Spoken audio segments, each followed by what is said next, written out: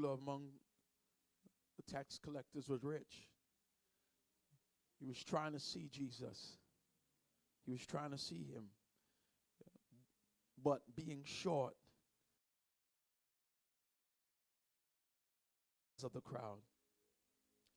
So he climbed. He went ahead of them and climbed up a sycamore tree so he can see Jesus. Touch your neighbor and say, I want to pass that way.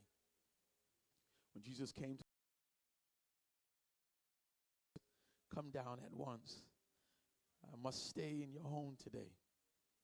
So Zacchaeus came down at once and happy to welcome Jesus. Everyone saw this, grumbled, saying, he has gone to be a guest of a sinner. Zacchaeus stopped and said to the Lord, look, Lord, I gave half of my possessions to the poor. And if I have cheated anyone, I repay them 4 times as much. And Jesus said, today, salvation has come to this household because he too is a son of Abraham. The human one came to seek and save that which was lost. Today, salvation has come. Somebody holler out today. Come on, somebody scream today. If you're taking notes this morning, I want to preach from the topic of out on a limb. I'm out on a limb. Out on a limb. May all that add his rich blessings to the reading of his holy word. You may be seated all over the house. I already told you because of my preparation, so you know we won't be here long. But if you once again can get a witness, I'm out on a limb. I'm out on a limb. My brothers and sisters, there's times where life pushes you out on a limb. When you are current state of your neighborhood, the world, the community that you live in, the destitution, the crimes, the poverty, the injustices. We all endure, and some of us, because of our skin color, because of where we were born, that we feel that we are restricted. Everything we are supposed to do because we are worse off based on where we live, where we was born, and what we look like. There's a feeling of being in a hard place, sense of vulnerability that can make the weakest person in here say to themselves, something has got to give. That when you are in a stuck situation, you realize something has got to give. Look at your neighbor and say, something has got to give. And then there are those whose life appears fine around them, but something inside of them is not right. A life around is not fine. And you have a choice whether you can continue living up to the status quo and acting like things are normal or act like things are fine. You have the choice whether you can come to church and pretend that we are having church just like business as usual. You can come to church and fake that everything is cool and get into a worship lifestyle where you ignore all that is going on because you don't want to make it seem like anything is bad is going on in your home. You don't want anybody to know that you are battling issues. And so oftentimes, because we don't want to draw any attention to ourselves, we sit there and take and live life the way it is, although uncomfortable as it is. We keep doing what we're doing to make sure we draw any kind of negative attention to ourselves. But there comes a point in your life where you have to recognize something has got to give. Look at your neighbor and say, something has got to give. Zacchaeus is a story, my dear brothers and sisters, one that is popular for Sunday school, because when we were Sunday school kids, we heard of this short man, Zacchaeus, and it was fun. It was a fun story. How many heard of the Zacchaeus story? It's a fun story. It makes us laugh but though this story was funny, though it was childish, understand there was adult situations going on. This is a grown story for grown folk. Touch your neighbor, say for grown folk. If you investigated and look into the story a little bit more and move aside the childish imagery of Zacchaeus being short and little, you'll recognize that this is a grown person who is desperate. This is a man that is desperate to see Jesus. Is that when you are desperate, you are creating space. That when you mix desperation, anticipation, expectation, you are creating the atmosphere. When you are desperate, you do things like climb a tree. I can't get no help in here. When you are desperate, you do things like pushing your way through a storm. When a plate for a week in order to go into a fasting mode. When you are desperate, you do things despite how silly it makes you look. That when you are desperate, it comes time that you put aside your reputation, put aside what people think about you, put aside the opinions of everyone else, and that it's time that you do things. If you want to see Jesus, you got to be extremely desperate for him. If you want God to work something out in your life, you have to do things that's not business as usual. Touch your neighbor and say, not as usual, not as usual. Are you willing to get uncomfortable? Are you willing to do things that makes you uncomfortable? I realize something, brothers and sisters. We have come to church and we have grown accustomed to having things the way they are. And maybe the last 2 weeks, the Lord is trying to teach us that there are going to be times where I'm going to do things that you are not going to be comfortable with, and your praises should not be predicated on how comfortable you are. Music is going to stop. Paul is going to stop playing. There won't be any organ. There will not be any drums. There won't be any ushers. And can you still conjure?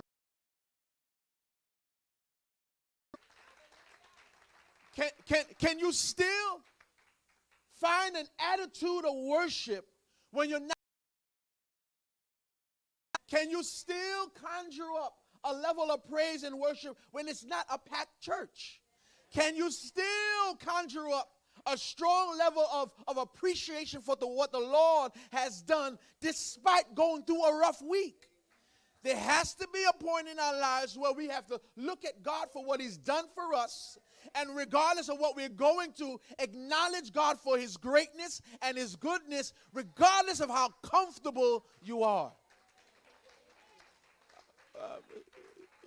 Today, and again, not knowing that this will be the topic, or not knowing that this would be the opportunity for me, but I really think it is a time that we have some desperate people in church. We are a church that relax too much. A church that every week we have things our way, and so the goodness of God is not appreciated with our full faculties. Here's what I'm trying to say. We've become so comfortable that because we don't give God everything we're supposed to, because it's as if we are waiting for something better to happen. And you can sit on a good praise waiting for something better to come. I can't get no help in here. Does anybody in here have a good praise for the Lord? That things are not the way they're supposed to be. You are not at the job that you want to be. You are not in the home that you want to be. You're not feeling the way you're supposed to be. But because God has been good. I realize that it goes back to the message of we as a desperate church. Desperate for God to do something that they've never seen before. Desperate for God to do miracles that they've never seen before. How often can we have church as usual? You should desire every day that you walk in the house of the Lord, Lord, I want you to just tear apart church. I just want you to cancel the normally do and show up, because I need an unusual blessing. I can't get no help in here. Touch your neighbor and say, I need something unusual. Look at somebody and say, I need something unusual. Here's the reason why we can't get God to see him the way we're supposed to, because we are not willing to go out and beyond and be uncomfortable. That there has to be some trees we are willing to climb to see Jesus.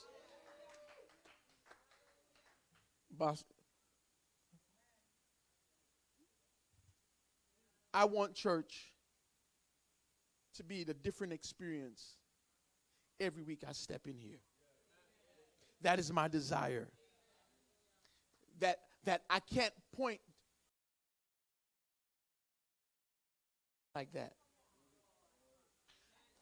I want church, although repetitive in its nature, although traditional in its nature, I want a new experience every time. Well, I can't get no help in here. And if you are coming wrong God, slap your name and say, I need a new.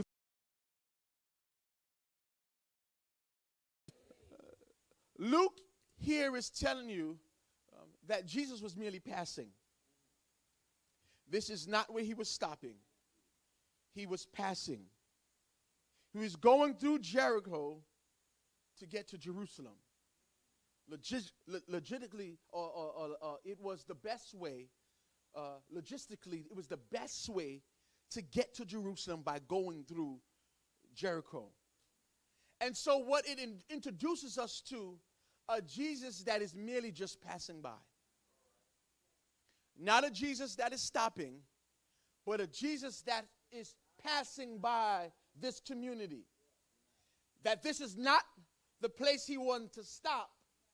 He's just coming through here because this is the shortest distance to get to Jerusalem. And so what it enters into your mind is that there is a Jesus that is not scheduled to stop for you. That I was not coming here for you. But if you do something radical enough, I wasn't coming to see Zacchaeus. I was passing through Jericho on my way to somewhere else. But because he was willing to climb a tree, passing Jesus was stopped for you. Now, I'm not sure if you get what I'm saying yet, but let me make it plain. Jesus, some of you were not on God's schedule this afternoon. You was not on his itinerary. He was actually coming to see somebody else. But because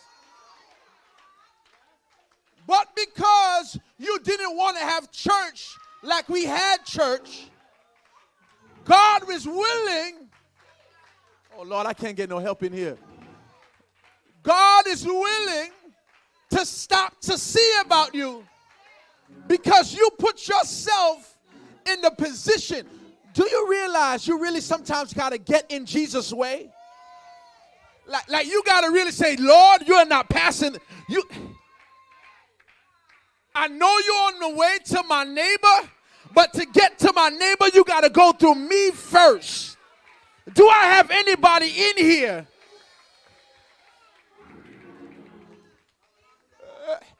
When you are desperate and you see that the Spirit of the Lord is moving through a sanctuary, you can't be calm. Lord,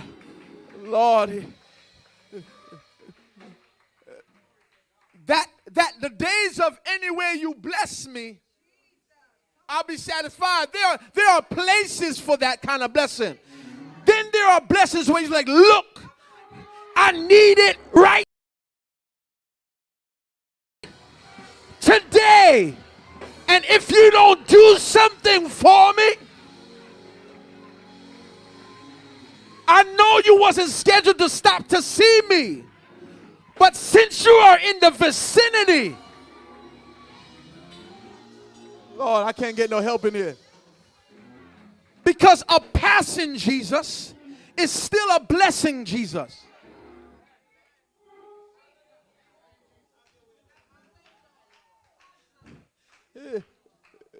You got to learn that when you see people waving their hands like that, that's trying to get heaven's attention. You know what's difficult? I can be just telling you what you need to do to get heaven's attention. And some people still, I said, when you do something like,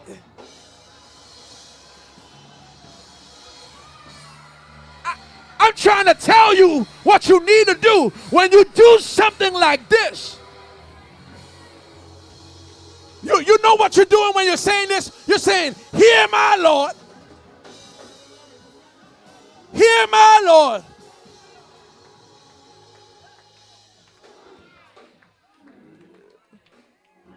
Blind Bartimaeus, you know why he started screaming? Because he heard Jesus was near.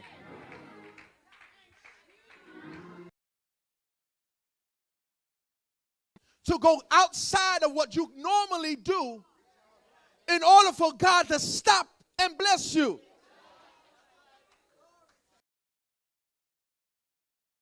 Squeaky wheel. The squeaky wheel get the most oil. And the reason why some of you maybe because life is good. But you know there could be something else that God can do. Let me tell you something. Graphics of this church. We are happy, but we know that God can do something more. And I don't need last week Sunday's anointing. I want a new blessing. I want to be able to live in the overflow of Lord. I want my cup to be full. Hold on. Don't rush through that. I want it full and in combination too. Cup to be full and run it over.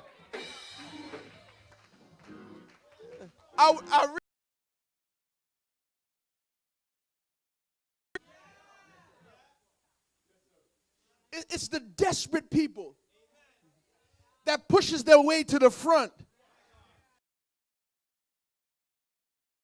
Loud all the times, but every now and again,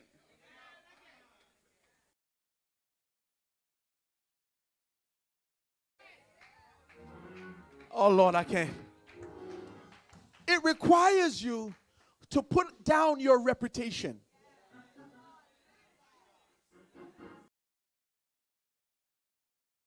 of what people think and climb a tree. Passing Jesus.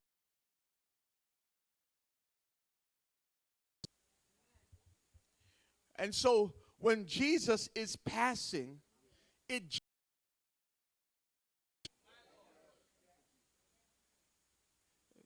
when Jesus is on his way, it produces largest crowds than usual. It was not in isolation that Jesus blessed her. The Bible says she had to press her way. The crowd is there. Somebody's going to get blessed.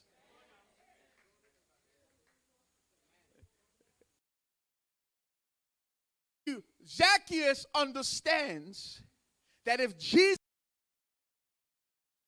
there's going to be a crowd that might block me.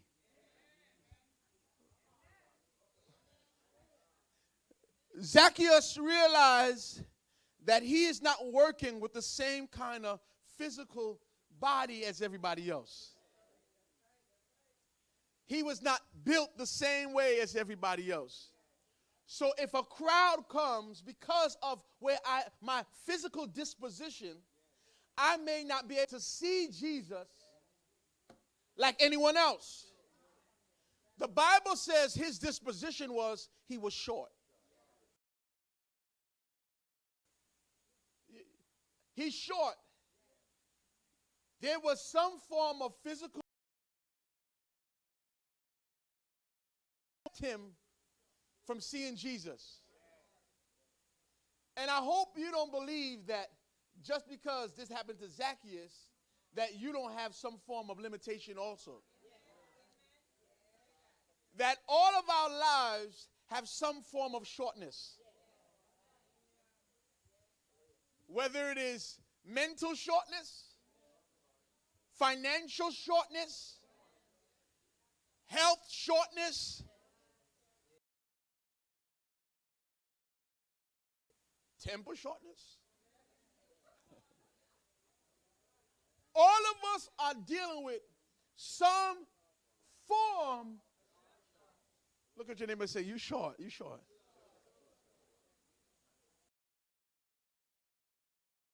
Some of you are really short, but I'm short too, so. But we all are dealing with some form of physical disposition, mental, financial, where we are not in the same, we're not on the same playing field as everyone else. Your skin color in some sets is a shortness. That we all are dealing with some form of things that keep us, or we think may be inhibiting us from doing what we fully need to do. I'm short. Zacchaeus understands that because of my shortness, I have to do something so my shortness won't limit me. I got to make a plan. I got to strategize how to get around my limitation. I'm going to take in consideration my shortness, and I got to realize I got a plan to strategize how I can't make this shortness get in my way. You often got to make a strategy how you won't let your attitude. Oh, Lord, I can't get no help in here. You know how your attitude can get in the way. Some of you can't deal with people.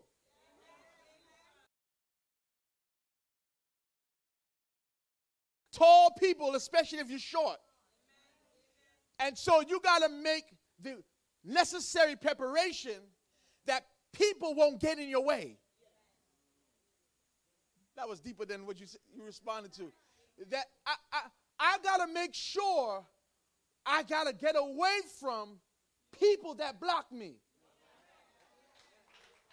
Because I know my shortness, and with big people, they don't work together.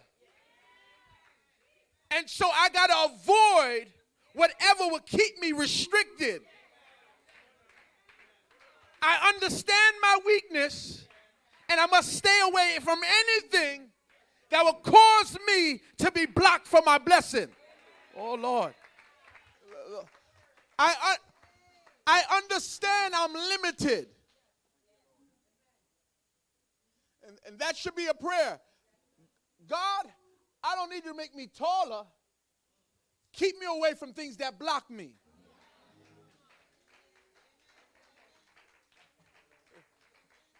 Yeah, because some of you use your shortness as an excuse for God to not bless you. And you got to realize that you got to work what God has given you. Oh, I can't get no help in here.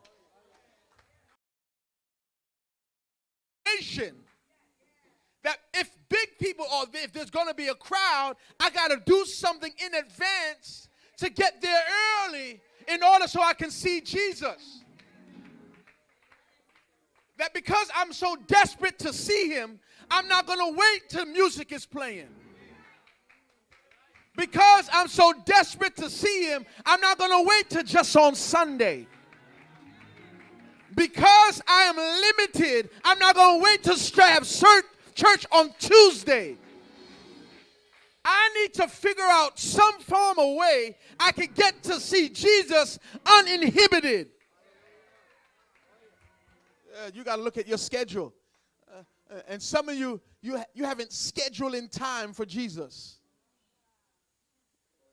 You got to schedule time for Jesus outside of your normal day because things come up that will block you. Things in your day will block you from the time you need with Jesus. Zacchaeus says, I want to see Jesus one-on-one. So I'm going to get out my house early, ahead of the crowd, to put myself in position. Lord have mercy. I want to make sure I make a plan to get myself in the right spot. I'm not waiting for Jesus to find me. I can't get no help in here. I'm not waiting for Jesus to find me. I know where he's going to be. I know where he's passing through. And I want to get myself there early. Lord, I know where he's going to show up. So I'm not going to sit back and wait. Lord, I can't get no desperate people in the house. I know that he's passing through here. I know where he's going. But I'm not going to sit back for him. Lord, Lord, Lord. Slap somebody and say, you can't wait. You can't wait. Slap somebody and say, you can't wait.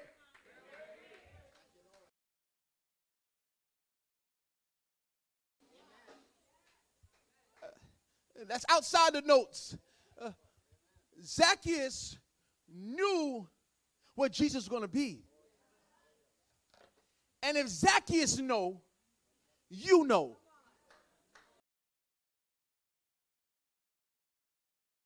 I hope this is not going over your head. If Zacchaeus know where Jesus is going to be, you know, so you can schedule in time.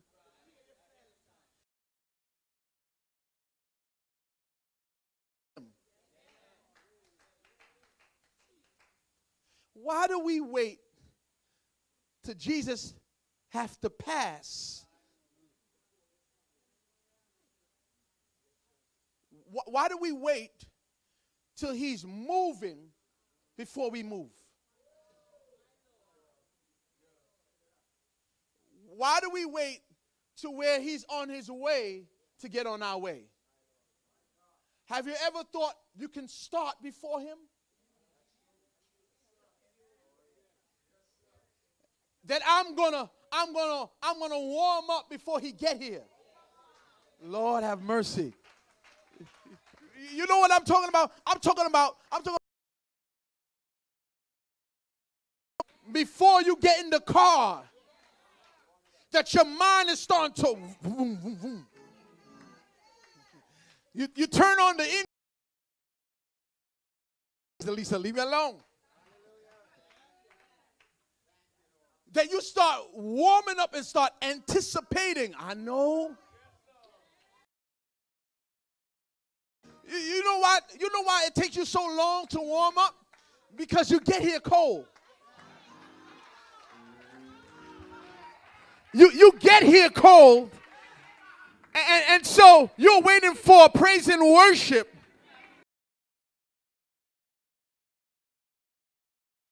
You're waiting for the music to warm you up. Warm me up, musicians. But if you are warm before you get here, or off key, a cappella, I can't get to tickle any. Slap somebody, say, you can't wait, you can't wait, you can't wait. I'm talking about while you in the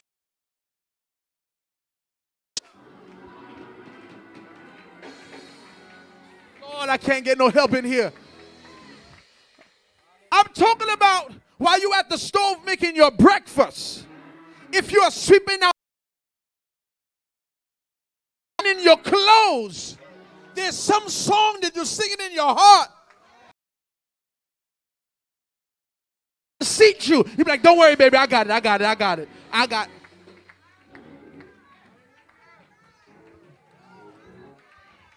I'm not waiting.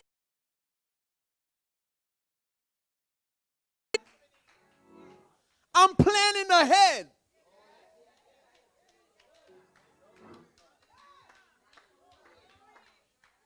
Part of it, this is what you got to put in your life, a pre-worship life. And I mean, everybody's life has a worship life, but a pre-corporate worship. Sunday ain't enough. Wait. I can't get no help in here. Sunday worship ain't enough.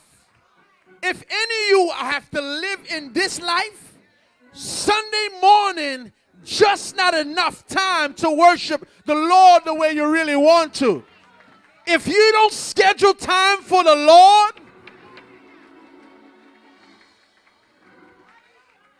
blessed people, desperate people, say, Lord, I need to see you. And I don't want anything to block me. Here's what else he did. I'm making sure no one blocks me because I want a one-on-one with Jesus. I want to get here before the noise.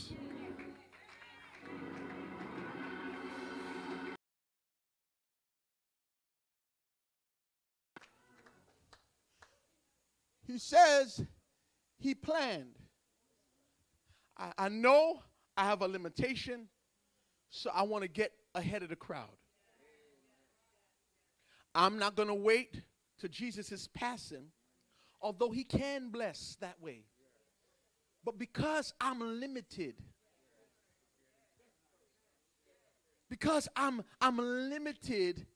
I can't do what other people do.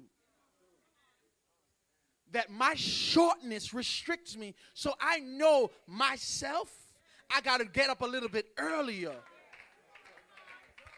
Lord, I can't get no help.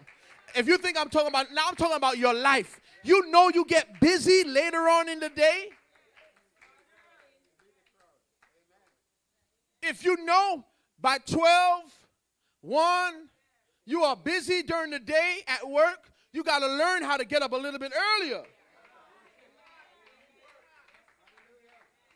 If you know at the end of the day there is no time, then you got to set some time a little bit earlier. Because most of us say we don't have the time in the day. There's just not enough time. But if you make time for God, he will make time throughout your day. Here's what he did. Here's what he did. He says, I'm going to get ahead, but I know I'm still too short. So I'm going to find something in the way to use to climb to get to see him. Because I'm still not tall enough. And so there are things that God allows us to use to raise up ourselves. Ministry is one of those things. That we climb our ministry. We climb our giftings and we say, you know what, Lord? I know in my natural self I can't do it, so I'm going to climb up something to give me a better view of what you look like. It's how long we've been talking about perspective in the house of the Lord. It is not what Jesus is not is. Like we know who Jesus is. It's because we can't see him correctly. That every now and again, we got to climb something to get a better view of what Jesus really is. We are blocked by people's opinion. We are blocked by people's hate. Some of us are living or trying to see Jesus through what our grandmother taught us. Some of us are viewing Jesus through what tradition has taught us. But can we go back to last week? Until you see Jesus for yourself. Lord, help me. You got to be able to see Jesus for yourself outside of the distractions of anybody else. Touch your neighbor and say, see him for yourself. You went there early. You climbed a tree. He made the plans. He runs ahead. And he sees Jesus. When you put yourself in the position and God sees that you are stopped. Lord, that was good. He stopped. And here's what he says. He says, now you got to come down, though. You got to come down because some of us full. You know, after you see Jesus, you know, after some people see Jesus, you can't tell them nothing. You all of a sudden they're evangelists. They're in one day, pastors in one day.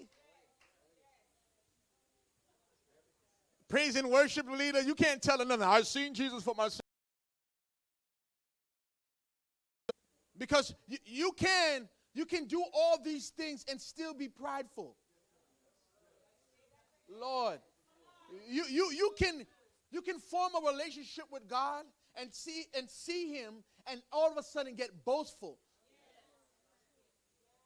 And you make yourself seem better than anybody else because you know all these scriptures. Have you ever found people that's so deep in the Lord they make you feel shallow? They so anointed that everything is anointed. They eat bread anointed. They make it a sandwich anointed. Everything is anointed. I can't get no help in here. You don't know people like that make you feel, now that they've seen God, all of a sudden now you feel so small. And if you are not, why God not talking to me?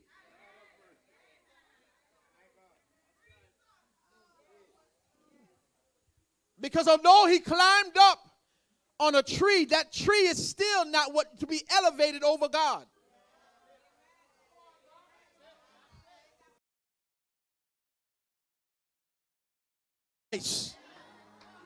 And sometimes you can get too high.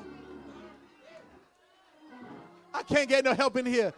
Sometimes you can get too boastful Christ had to say, now come on down. Get on down. Yeah, we know you pray. Yeah, we know you pray, and I'm fast. You know, some people that got to tell you, I was fasting. I've been fasting for 40 days. 40 nights.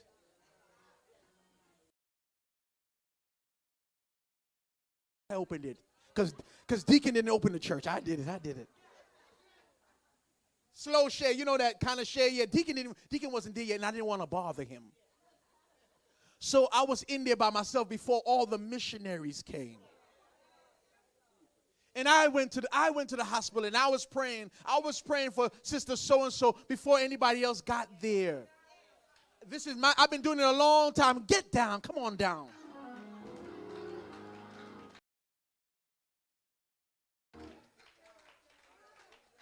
No, I'm because now you're allowing your desperation that you got to see Jesus become an idol. And now you're brutalizing everybody else because they don't do what you do. And the reason why you need to do that is because you're short.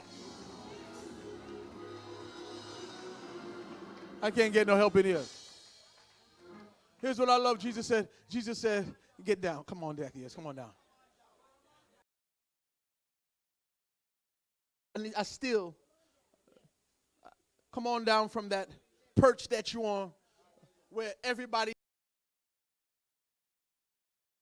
shortness, because if I'm with you, I tend to be this way all the time. Here's the thing. Here's the thing. When you see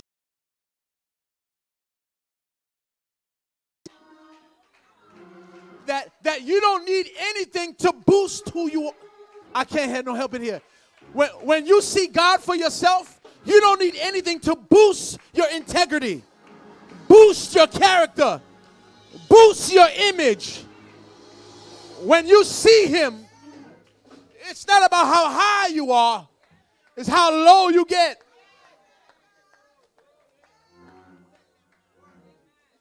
When you see God, or when you see him, he's letting them know it's not what you climb up, it's how much you climb down.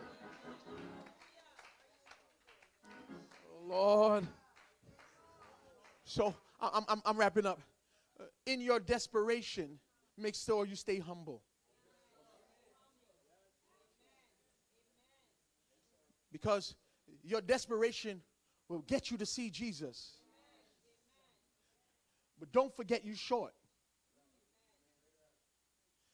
And not in a sense of guilt, but in a sense of grace. That despite of your shortness, God stopped for you. And I don't want to make you guilty. I want you to make me more grace. Oh, I can't get no help in here. That's why you got to come down. Serving the Lord, it's not how high you are. How low you are willing to get. Yes, you got to get high and run ahead for him to get your attention. But after you get God's or Christ's attention, you got to learn to get down. Because now I can use you this way. The Bible says, I'm done. The Bible says he went to his house. He says, today. Because today, I'll be in your house. But before I deal with your house, you got to make sure whoever you treated bad, treat them good. Lord have mercy. I don't want you to miss that part of the text, because after God tells you to come down, you got to make it right with everybody else. Anybody, and here's the thing about the Lord, what I love about him, that he will never just bless you by yourself. He will remind you got to make it right with everybody else. You know how you know you really seen God? When you start fixing your issues. That's how I know you've seen him. I know you've seen him when you start going around making things right. Not how many people you, when he seen the Lord, he didn't say go out and go heal somebody. When he didn't say go out and go preach. When he seen him, he didn't say go out and go heal. He said come down and now go make it right. Lord have mercy. After you seen the Lord, everyone you wronged, if you want me in your house, Lord have mercy. If you want me to stay in your house, every person you wrong, go make it right. Stand everywhere. I'm done. Stand everywhere. Stand. If you want the Spirit of God to remain, part of what you want him to do right in your life, you got to go out and fix your wrongs.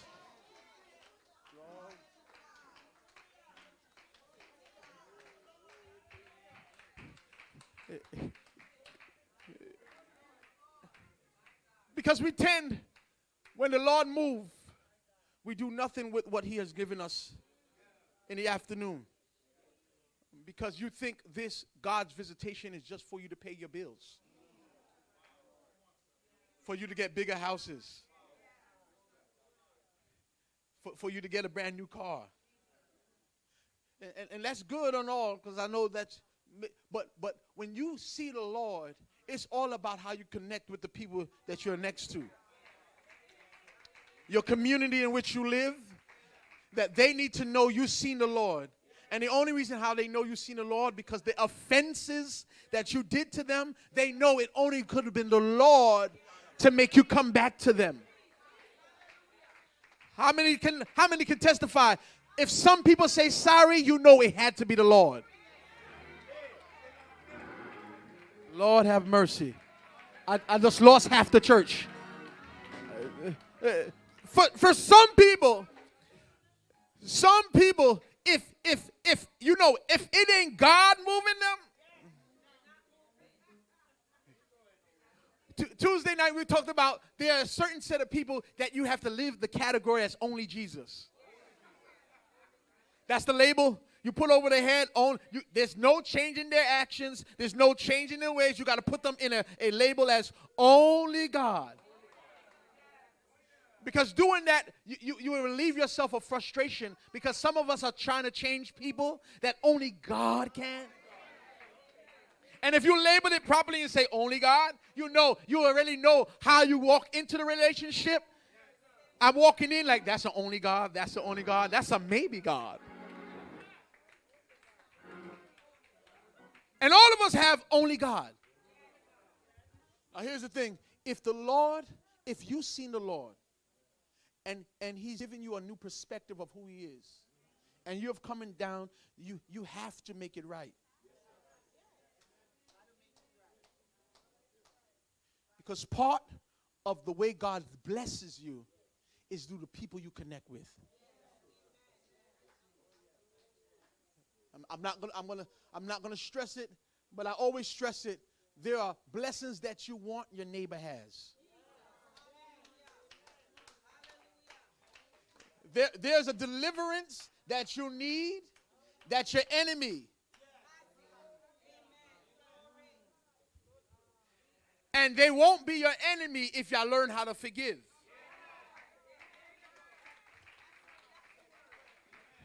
And so what God says, what you want more? You want your deliverance, but forgiveness works too. Lord have mercy. Now, I want to see how long you're going to remain sick because you're unwilling to say, I'm sorry.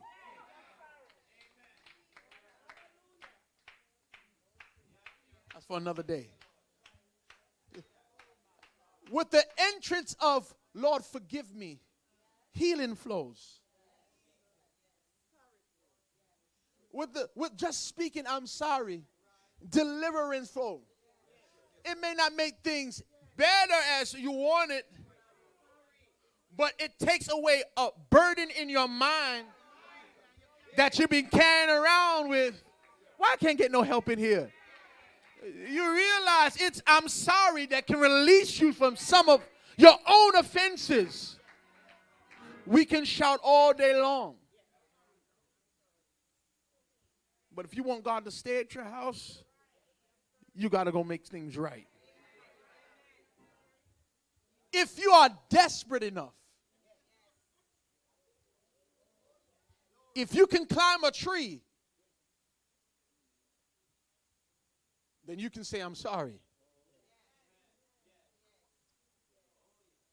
Lord, it's so quiet in here.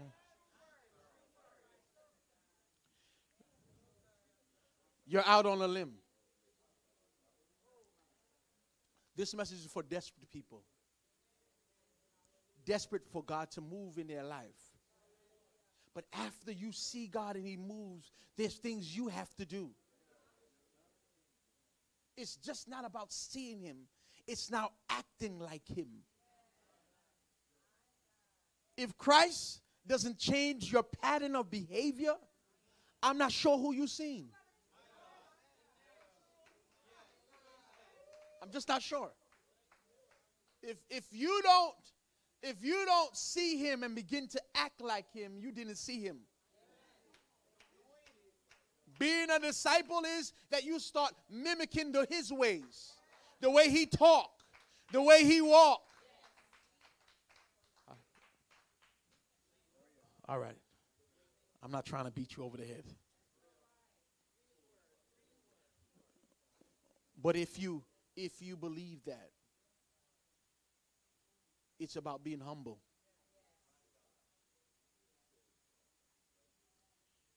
It takes a lot. But forgiveness. And I don't know why I'm even parking my cart right here. But forgiveness is a crucial part of your salvation. If you want to be saved, you got to learn how to forgive.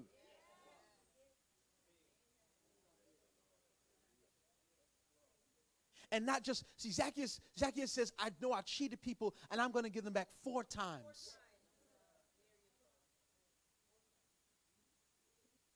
Forgiveness. I'm desperate.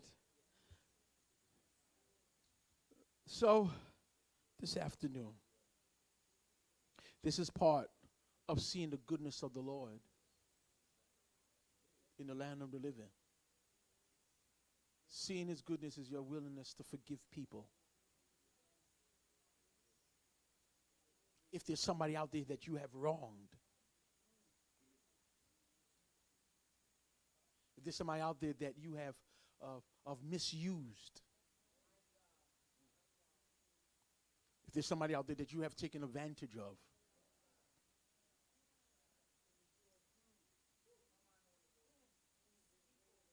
that this is your opportunity, that if you're going to live like him.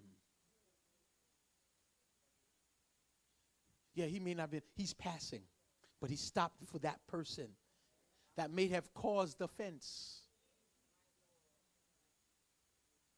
That is your time to make it right.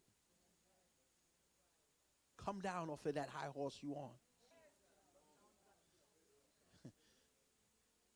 Come down. Yeah, because I don't care how anointed you are up here. If you can't come down and say, Lord, I'm sorry, then you did not see Jesus. You just did it so that people could know I seen him. Are you with me, somebody?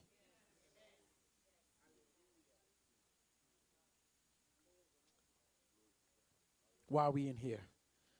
Somebody has offenses. This is your stumbling block. And I guess it's necessary for you to leave the gift. Leave the gift and go make it right. You know, there's like a spirit of forgiveness is pushing over that there's offenses that you might have called people in this house of the Lord. And it's holding up what God does in your life. Because if I bless you with it, you would think that that's a good thing to have. And God doesn't want to reward foolishness. Because if he rewarded or blessed it, you will keep doing it. And you got to realize, whoever I'm speaking to, you got to realize that this is your limitation. This is what's causing you not to see Jesus. Your shortness is unforgiveness.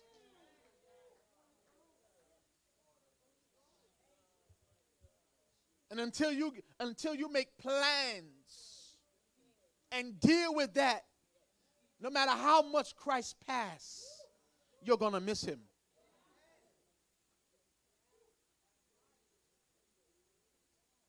You are serving Lord with secondhand information.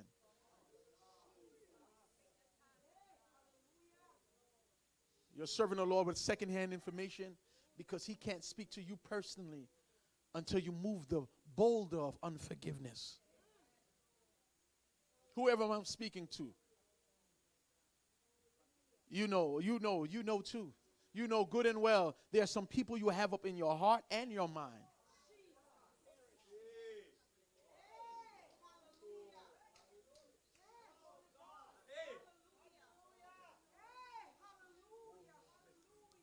And the more you hold it up, the more it holds you up. The more you tie them, and the longer it ties you.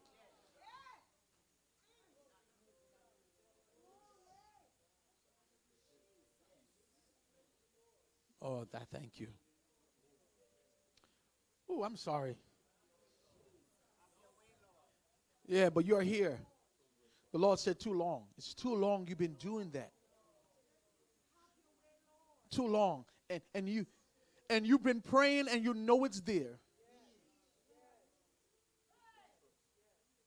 And you pray like God has forgotten. And each time you get on your knee, he reminds you to handle this. But because of your pride, you think that God would. Don't take grace for granted. All right. All right. Forgiveness. If Christ is in your house, you want today, make it right. Make it right. Hands in the air. Hands in the air. Hands in the air.